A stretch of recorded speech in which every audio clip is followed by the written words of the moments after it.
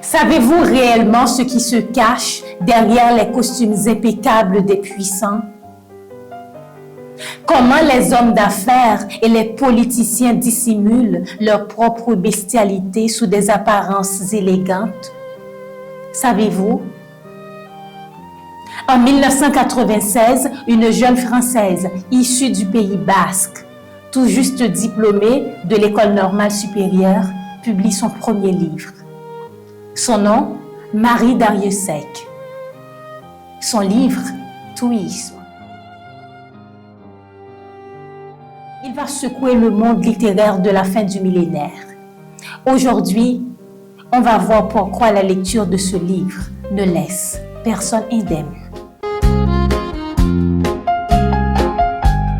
L'histoire commence de manière presque banale, mais l'expérience va consumer, littéralement, l'humanité de l'héroïne. C'est une femme au physique envoûtant qui attire le regard des hommes et suscite la jalousie. Elle est engagée dans une parfumerie de luxe où elle se retrouve contrainte rapidement de satisfaire les désirs des clients. Mais au fil du temps, l'impensable se produit. Son corps commence à changer. Elle se transforme lentement, douloureusement, en Thuy. Une métamorphose létale qui s'accélère alors que le récit nous plonge dans les secrets des grands noms de la société. Le seul homme qui l'aimait vraiment pour ce qu'elle était devenue, Ivan, est assassiné par la mère de l'héroïne. C'est le déclic. Armée de vengeance, elle tue sa mère, libère ses semblables et s'égare de la nature. Et à chaque fois qu'elle retrouve une forme à peu près humaine, elle prend la plume pour écrire son histoire.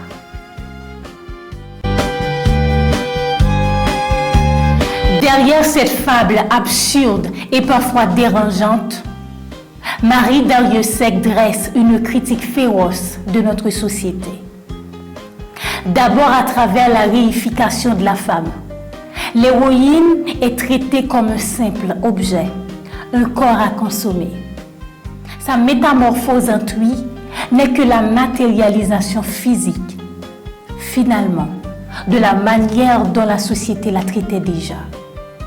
Ensuite, le livre explore le langage et l'aliénation.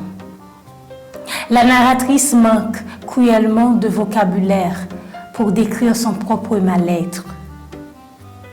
Elle subit sa condition sans pouvoir mettre les bons mots dessus, ce qui rend son isolement encore plus tragique. Impossible de ne pas penser à la métamorphose de Kafka, mais là où Grégor se transforme en un insecte inutile et s'isole de façon tragique, dans Touisme, la transformation est différente. Elle est cyclique, elle est profondément liée à la sexualité et à l'environnement de l'héroïne. Chez Kafka, l'exclusion est mortelle. Chez Darrieussecq, elle finit par devenir libératrice.